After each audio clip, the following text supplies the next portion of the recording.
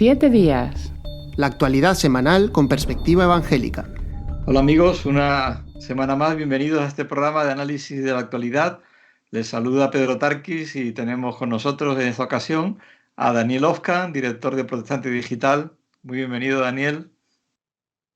Y Jonathan Soriano, redactor del mismo medio. Un saludo también para ti, Jonathan. Un abrazo, Pedro. Pues vamos a empezar con un personaje que igual a algunos les suena un poco extraño, pero que para nosotros es muy querido, Elisabeth Eidenbenz. A pesar de ese apellido extranjero, suizo, tiene una vinculación muy estrecha con España y en especial con Cataluña. Y de esto nos va a hablar Jonathan. Adelante. Pues sí, Pedro, como señalas, Elisabeth Eidenbenz es una mujer protestante, hija de pastor de Suiza. Y este mes de marzo ha sido homenajeada en el pueblo de Caldas de Montbui, un pueblo que está en el extrarradio de Barcelona, de la ciudad de Barcelona. El ayuntamiento de este pueblo ha decidido homenajear a Eidenbenz, haciendo recuerdo de su participación en la Asociación de Ayuda a los Niños de la Guerra durante la Guerra Civil en España. Pero no solamente por eso, sino que Eidenbenz también es reconocida sobre todo por ser la fundadora de la maternidad de Elna, en Francia, una institución con la que ayudó a que más de 500 bebés, prácticamente cerca de 600 bebés, pudiesen nacer escapando de una muerte segura. Y Eidenbenz también en Francia ayudó a muchas mujeres de origen judío a escapar de la persecución nazi durante la Segunda Guerra Mundial. Por todo ello, el Ayuntamiento de Caldas de Montbui, como decía, ha decidido este mes de marzo otorgar este reconocimiento y ha puesto su nombre a uno de los miradores del pueblo. Esta había sido una propuesta que había realizado nuestro amigo Joaquim Campistrón, una personalidad evangélica en el pueblo de Caldas, y que ha sido escuchada por el consistorio y que ya es una realidad en el mapa urbanístico del pueblo. Lo primero, felicitar al pueblo y en especial a Joaquín por esa iniciativa, ¿no? Que a veces parece que estamos ajenos a la cultura y a la historia de cada lugar y que ha sabido reclamar algo que era muy justo y bueno, y honrar, ¿no?, la memoria de esta mujer que tanto hizo por ese pueblo y por muchos republicanos que huyeron de la guerra civil que estaba entonces terminando en España. Sí, no es la primera vez también que Caldas de Montbui homenajea la historia protestante. Este municipio de Cataluña, como decía, tiene otros recuerdos protestantes en su mapa urbanístico. Por ejemplo, el propio Joaquim Campistrón ha organizado la ruta de George Lawrence en el pueblo y es conocido también por esta ruta, ¿no? Como decía. Este es una muestra más de la sensibilidad con el protestantismo histórico de este municipio y bueno, según explicaba Joaquín, pues cabe ver cuál va a ser el próximo reconocimiento en este sentido, porque él va a seguir trabajando, no se cansa. Qué bien. Pues nada, le animamos y le damos la enhorabuena. Además, recordar que esto nos enlaza un poquito con la situación ahora de los refugiados, porque en aquel tiempo los republicanos españoles que huyeron, muchos eran familias enteras, pues llegaron a un campo de refugiados que se hizo cerca de Biarritz y que a pocos kilómetros está el pueblo de Elna y que estuvieron allí muchos años y muchos murieron prácticamente abandonados a su suerte y había tanto españoles republicanos huidos como judíos que también acabaron terminando en ese campo de concentración. Yo lo visité en un viaje que hizo la Alianza Evangélica Española, venía Joel Foster también con nosotros, y la verdad es que te conmueve cuando ves el campo de concentración de refugiados, las condiciones terribles sanitarias, de alimentación que vivían, y después al visitar la maternidad están, en fin, no solamente el lugar, sino que hay vídeos de aquella época, y esta mujer es que se enfrentó a los nazis, realmente se jugó la vida porque hubo veces en que le reclamaron a la fuerza y con armas que entregase a los niños que iban a morir si ellos no los llevaban, porque el campo, ya digo, aquello era un mortuorio, ¿no? Y ella se enfrentó jugándose la vida y realmente fue una mujer muy, muy valiente, ¿no? O sea que todo lo que se diga y se la homenaje es poco, y de hecho ella antes, ha muerto hace poco y ella decía que había hecho simplemente lo que debía hacer, ¿no? Algo muy, muy bíblico y muy protestante, ¿no? Como diciendo, agradezco el homenaje, pero simplemente cumplí con mi deber. Mm. Estos personajes sin duda que nos inspiran y son un referente que vale la pena rescatar. Estaba pensando en que estamos en una época en la que se habla mucho de memoria histórica y desde ese punto de vista es importante que los protestantes también tengamos memoria histórica. En nuestro país hace poco se inauguró la primera estatua de Casiodoro de Reina dedicada a un protestante en todo el país. O sea que no había ninguna estatua que recordara ninguna figura protestante y en este caso pues de alguien tan importante como el traductor de la Biblia. Y ahora vemos pues también este homenaje, otros que hay también en otras localidades, pero sin duda que es algo creo que bueno para que también la comunidad de la que formamos parte, las provincias, las autonomías, el país, la nación, entienda también que la herencia protestante es una herencia que nos incumbe a todos. No sé qué pensáis.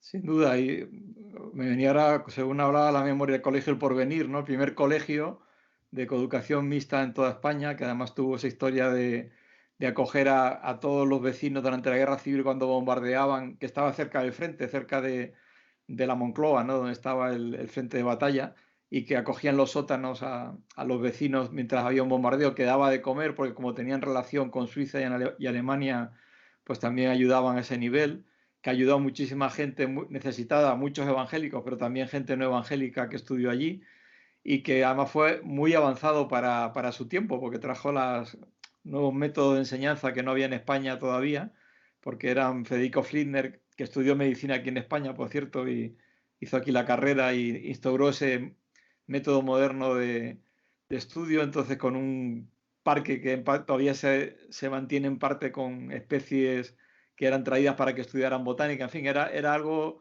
totalmente avanzado y ocurrió también con Alice Gordon Woolley, con el Instituto de Señoritas, que también fue la primera mujer que enseñó a mujeres y las dos primeras licenciadas universitarias eran dos alumnas de ella que eran evangélicas y que aprobaron por libre la licenciatura porque las mujeres no podían entonces todavía asistir a clase, ¿no? Por ser mujeres. O sea que en ese sentido hay mucho que reivindicar y mucho que recordar y es verdad que es bueno que nosotros mismos seamos los primeros que lo hagamos. Sí, yo estoy de acuerdo también con lo que comentáis y es cierto que a simple vista puede parecer como poco representativo, ¿no? De lo que fue la historia, pues que un mirador o una calle lleve el nombre de una persona en un pueblo relativamente pequeño, pero es la vinculación que esa persona ha tenido con esa región, con ese pueblo y también es la forma de honrar esa memoria, ¿no? Hay que recordar también que en el testimonio de esta mujer, de Elisabeth Eidenbenz, ella, como decíamos, provenía de Suiza, que tanto en el marco de la Guerra Civil Española como en el de la Segunda Guerra Mundial fue una nación que permaneció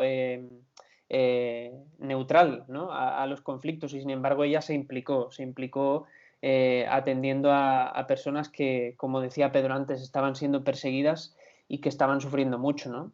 Así que no es simplemente el reconocimiento de un nombre y de una historia personal, sino que también es el reconocimiento del carácter que ha marcado lo que es la reforma protestante desde su origen, ¿no? Y esa herencia del protestantismo en la comunidad europea en general. Así es, pues nada, honramos la memoria de Elisabeth Eidenbenz y ojalá que haya muchas más recuerdos de personas. Los judíos, si vas a Jerusalén, en los cementerios ya no ponen flores, sino que ponen piedras en las tumbas porque dicen que una piedra permanece para siempre, ¿no? Y quizás pues es el nombre de una calle va a permanecer para siempre y eso también es, o la estatua de Casiodoro de Reina.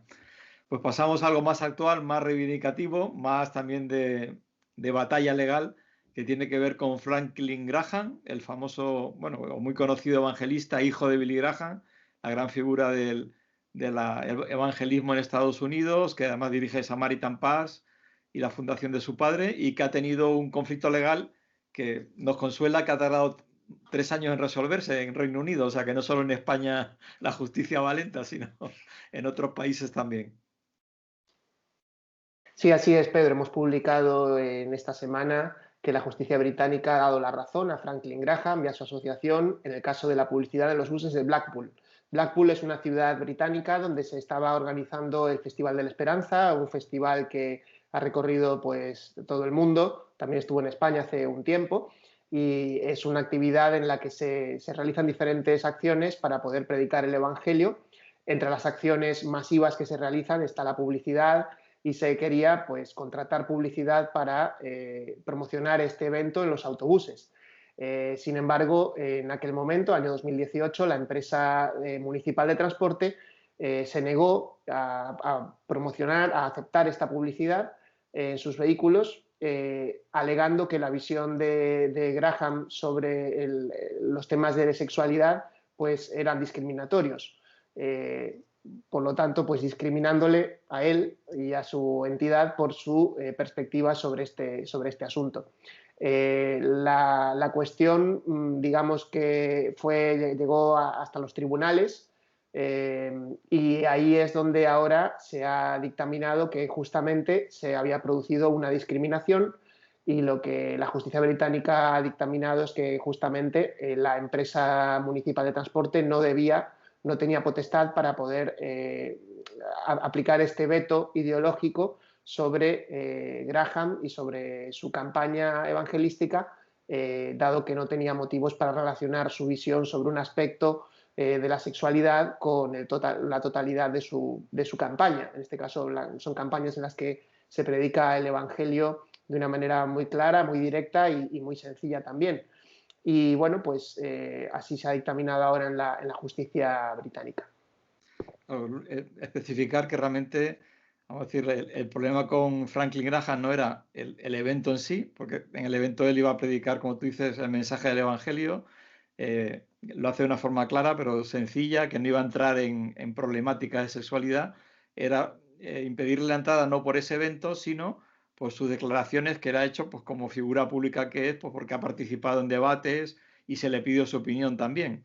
Es decir, que se le prohibía la entrada por quién era, no por el evento que iba a ser. Claro, esto entra en lo que ya hemos tratado otras veces del conflicto de la libertad de expresión, que es un delito de odio y que es libertad de expresión, dónde empieza el derecho a ofender y que me ofendan y dónde empieza algo que la justicia debe prohibir o condenar, porque estamos entrando en una situación en la que se está agrediendo a un colectivo, una persona. Sí, en este caso, la jueza Evans, que era quien dictaminó la sentencia en contra de los autobuses y a favor de Franklin Graham, fue muy contundente. Dice que Blackpool mostró un desprecio total por la libertad de expresión, dicen, y que dio preferencia a los derechos y opiniones de una parte de la comunidad sin tener en cuenta a los organizadores del festival y a las personas que sí están de acuerdo con la visión de la sexualidad de Graham. Es decir, que el juicio emitido por parte de la empresa de autobuses fue contraria justamente a lo que estabas comentando ahora, a la libertad de expresión, y realmente dejándose llevar por lo que era un grupo de opinión, un grupo de presión en este caso, que pues consiguió por medio de este boicot público que se echaran para atrás el tema de la publicidad en los autobuses. Entonces, ha pasado en España recientemente con el rapero condenado por hacer canciones, bueno, que hace realmente sí que hace apología del terrorismo, ¿no? De pegar un tiro en la cabeza a alguien. Lo hace cantando y como expresión cultural, explica él, pero ha ido a prisión. O hace unos pocos días en un partido de fútbol en que un jugador de raza negra pues ha denunciado a otro jugador porque le insultó por su raza, ¿no? Que está por ver la realidad, qué es lo que le dijeron, qué es lo que le entendió, en fin, pero es un terreno delicado en el sentido de que realmente dónde empieza el derecho de expresión y dónde empieza la libertad para opinar, ¿no?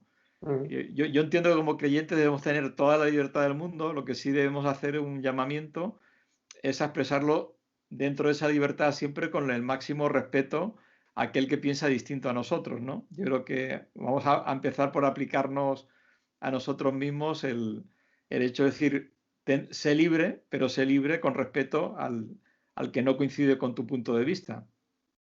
Claro, sí, aquí lo que a veces está pasando, como en el caso este que hemos visto, es que se está utilizando el delito de odio para censurar ciertas posturas en temas como puede ser la sexualidad, otras veces como puede ser el aborto, cuestiones morales en las que evidentemente no hay un acuerdo entre lo que parte de la sociedad está proclamando y está defendiendo y lo que la gran mayoría de la Iglesia, en este caso de los evangélicos, consideramos, de acuerdo a lo que enseña la Biblia.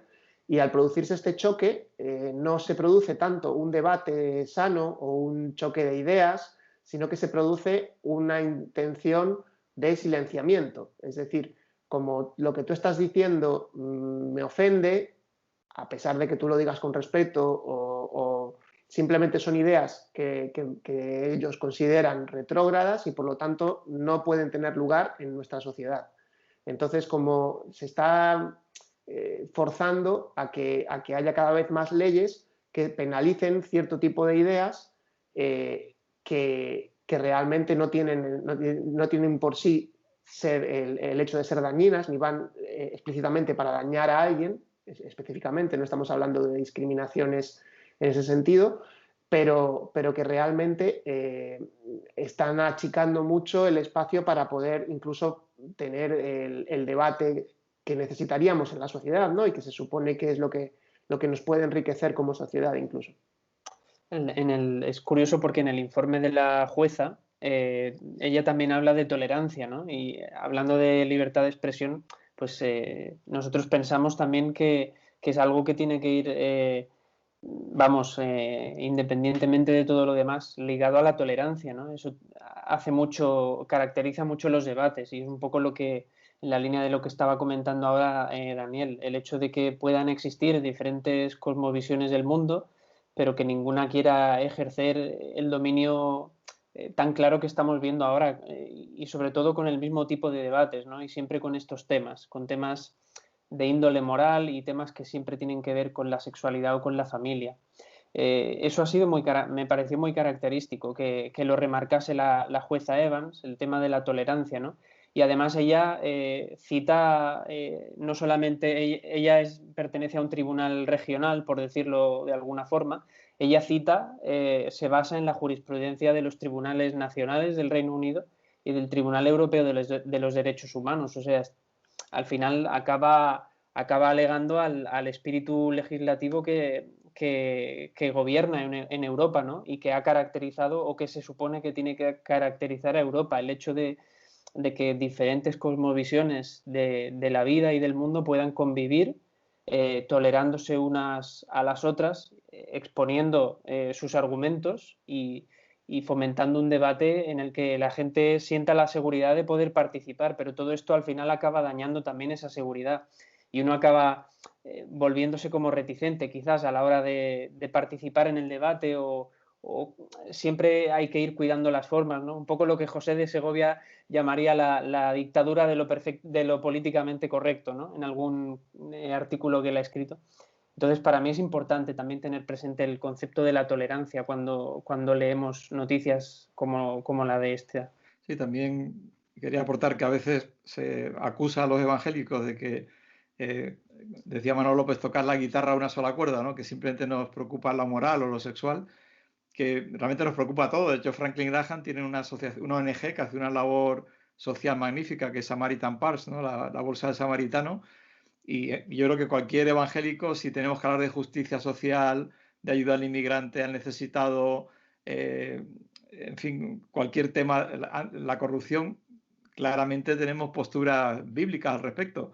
Lo que ocurre es que ahí vamos a coincidir y no vamos a debatir con el resto de la sociedad, por lo menos en la teoría. La práctica después, porque todo el mundo habla de que está en contra de la corrupción, pero después la corrupción no deja de extenderse. Pero bueno, ahí no hay debate, por lo tanto, no es que no opinemos o no nos manifestemos, sino que ahí no hay choque. El choque es cuando llegamos a qué tipo de sociedad queremos construir. Y claro, el tipo de familia, de matrimonio, de ética sexual, pues sí que construye sociedades muy diferentes, matrimonios diferentes, familias diferentes y sociedades diferentes. Y ahí, al haber choques, cuando se hace público, ¿no? Pero entiendo que no es porque solo ese sea la gran preocupación del creyente, ¿no? Que a veces también se nos pone ahí en el foco como si fuera nuestra obsesión, ¿no? Ojalá, yo querría estar lejos de esa discusión porque realmente es un conflicto y no es agradable, pero por otro lado no puedes renunciar a defender lo que crees. Ujú. Sí, en el plano más, digamos, legal, estando de acuerdo en lo que estáis comentando, tenemos que poner el foco una vez más en que hay ciertas leyes que van acortando un poco este derecho de la libertad de expresión, y el que va avanzando es el del delito de odio. Es decir, a medida que avanza el delito de odio, se achica el espacio de la libertad de expresión. Y esto estamos viendo en muchos países y también en España. Y es bueno que lo tengamos en cuenta, sobre todo para lo que pueda venir en el futuro. Hemos comentado ya muchas veces, ¿no?, este tema en este programa, sobre todo con el caso de Päivi Räsänen, esta mujer de Finlandia. También en Reino Unido pues hay muy a menudo estos choques que tienen que ver con hasta qué punto puedes expresar tu opinión sobre estos asuntos o no, y este uso tan lamentable que se está haciendo de este término del delito de odio. El delito de odio no puede ser que cada vez que tú te ofendes estás poniendo una demanda para que la otra persona sea penalizada porque te ha ofendido. Es que eso es una perversión de lo que es el juego democrático y el juego de tener una plaza pública en la que poder expresarse. Tenemos que estar dispuestos a ser ofendidos, es decir, tenemos que aprender a que va a haber cosas que nos van a ofender. En esto también los cristianos tenemos que ser más prudentes, sobre todo cuando desde una posición de mayoría, como hemos visto en algunos países, pues también se producen denuncias contra productos o humoristas o personas que están también haciendo mofa de nuestras creencias. Realmente es que es normal que nos duela y tenemos todo el derecho de quejarnos, pero creo que hasta ahí tenemos que llegar. Es decir, podemos quejarnos, podemos decir, me parece muy mal lo que estás diciendo, no me parece adecuado que estés insultando mi fe, pero creo que no tenemos que agarrarnos a la vía judicial en ninguno de estos, en ningún aspecto para silenciar lo que la otra persona está diciendo que va en contra de nuestra fe, y porque realmente eso al final es un efecto boomerang, como ahora estamos viendo que somos en el momento en el que somos una minoría, como es la situación actual. Me estaba acordando ahora cuando a Jesús prácticamente le dicen que es hijo de Satanás, que es un hereje, ¿no?, los fariseos, y él dice, no, vosotros sois descendientes de vuestro padre el diablo. O sea que a veces había polémicas también muy fuertes, pero lo que Jesús nunca hizo fue ni quitarle el derecho a los otros a responderle, ni dejar él de responder a los que le acusaban, ¿no? O sea que en ese sentido yo creo que la Biblia también nos da un buen espacio de que la tolerancia debe existir y no está reñida con la libre expresión de lo que cada cual de nosotros piensa. Pues ya para cerrar este programa de hoy, pasamos al tercer y último tema, que tiene que ver con un desafío. Ustedes habrán oído hablar de la Agenda 2030 con sus objetivos, y nosotros queremos hablarle de un reto que es el de 2033, que no tiene nada que ver con la Agenda 2030, pero que para nosotros es como mínimo tan importante. Y de eso nos va a hablar Jonathan. Adelante. Pues sí, Pedro, como dices, no tiene nada que ver con la Agenda 2030. Se trata de la campaña Quiero Conocer. Es una campaña que pone en marcha el proyecto, la obra Illuminations, que es un conjunto de organizaciones de traducción de la Biblia, de organizaciones y de ministerios de traducción de la Biblia. Y el objetivo es que todas las comunidades lingüísticas del planeta Tierra puedan tener como mínimo una porción de la Biblia, si no toda, traducida en sus idiomas de aquí al 2033, en 12 años. La campaña se ha puesto ya en marcha, está disponible en la página web de la organización de Illuminations, que se puede consultar en la noticia que hemos publicado en Protestante Digital. Y en esa campaña pues hay vídeos de diferentes personas de esas comunidades lingüísticas, donde hablan de la importancia que tiene para ellos poder contar con la Biblia en sus propios idiomas, ¿no? Es muy interesante que los organizadores de esta campaña hablan de que una de las motivaciones de poner la iniciativa en marcha es la de erradicar la pobreza bíblica. Ellos repiten a lo largo de su campaña este concepto, y, como decía, el objetivo es poder financiar la traducción de Biblias, de libros de la Biblia o de al menos un conjunto de pasajes a todos los idiomas de las comunidades lingüísticas presentes en el planeta de aquí a 2033. Ellos dan la opción a las personas que quieran involucrarse en esta campaña de lo que ellos llaman patrocinar, lo que sería apadrinar también la traducción de un versículo a partir de $35. Y toda la información sobre cómo involucrarse o colaborar con esta campaña se puede encontrar, como decía, en la página web que se encuentra en la noticia que hemos publicado en Protestante Digital. Sin duda, escuchar la Biblia, aunque uno conozca otro idioma, en el propio materno, pues es totalmente distinta. Hay connotaciones ahí afectivas y de todo tipo, ¿no?, que lo hacen diferente. Para quien diga, bueno, estamos en un mundo globalizado, esto ya prácticamente está en todos los idiomas o casi todos. En España acaba de traducirse el Nuevo Testamento al asturiano, al bable, siendo un país occidental y desarrollado, y que diríamos de tantas poblaciones indígenas con dialectos, con idiomas propios, que no tienen la Biblia en su idioma o incluso no tienen la Biblia directamente, ¿no? Y es una labor importante el difundir la palabra de Dios, porque la palabra de Dios tiene una fuerza fundamental, ¿no?, a la hora de extender el Evangelio. Muy interesante este proyecto, cómo han conseguido unirse las diferentes agencias especializadas en la traducción bíblica en el mundo, las 10 principales, y también nos habla de las, bueno, quiero decirlo así, las bondades de la globalización en este sentido, porque es un proyecto que sería imposible de plantear hace quizá 30 o 40 años, pero hoy en día, con la capacidad tecnológica, con las capacidades de la comunicación, con la velocidad de comunicación también, con la posibilidad de llegar a rincones del planeta donde antes no se podía, con la posibilidad de ofrecer formación para las personas que estén en esos lugares en los idiomas bíblicos. Esto todo es gracias a esa explosión tecnológica en la que estamos viviendo actualmente y a la hiperconexión en la que estamos. Así que qué bueno que se pueda utilizar este tipo de recursos que tenemos en la actualidad con un fin tan bueno, y que sin duda creo que va a ayudar a toda la Iglesia a implicarse en este proyecto. Entiendo que es un proyecto que habrá muchísimas personas de muchísimas iglesias, de muchísimas tradiciones diferentes incluso, que lo van a apoyar porque se dan cuenta de la importancia que tiene el hecho de difundir la Biblia en los idiomas y que cada persona pueda leerlo en su idioma materno. Una curiosidad que han publicado en Evangélico Digital es que Wycliffe, que es una de las entidades importantes que traduce la Biblia, está difundiendo un sistema tecnológico que son ordenadores conectados por satélite, para que el que trabaja en la traducción de la Biblia, lo que está trabajando, se guarde en la nube directamente. Porque, por ejemplo, pone el caso de una tribu Sawi en Indonesia o otras parecidas, de que hay guerrillas o etnias enemigas que matan o destruyen el trabajo que se ha hecho, ¿no?, y se pierde. Con lo cual también esta tecnología está ayudando a que el trabajo se vaya quedando archivado y que no se pierda, ¿no? Es de agradecer tanta gente, tantas entidades, tantos voluntarios, porque muchos son voluntarios que están trabajando para que la palabra de Dios se extienda y llegue a tantos rincones. Esta tribu Sawi de Indonesia, por ejemplo, solamente se puede llegar en avión o en barco, ¿no?, para visitarla, ¿no? No hay otra forma de llegar a ellos, y como ellos hay otros muchos más.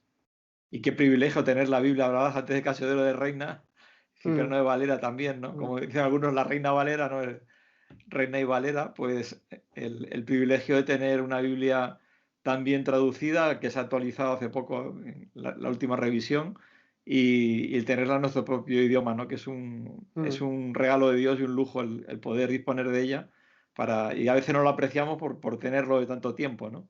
Sí, yo creo que eso es clave, ¿no? El ser agradecidos como hablamos antes, con la herencia recibida. Y también es interesante cómo desde España se están realizando proyectos de traducción. Aquí en España, la filial de Wycliffe, que se llama Proel, está desarrollando diferentes proyectos de traducción para lenguas, no solo en España. Ya han salido estos que hemos comentado, por ejemplo, del asturiano, el de Afala. Está también una versión en gallego próximamente que se va a desarrollar, en galego.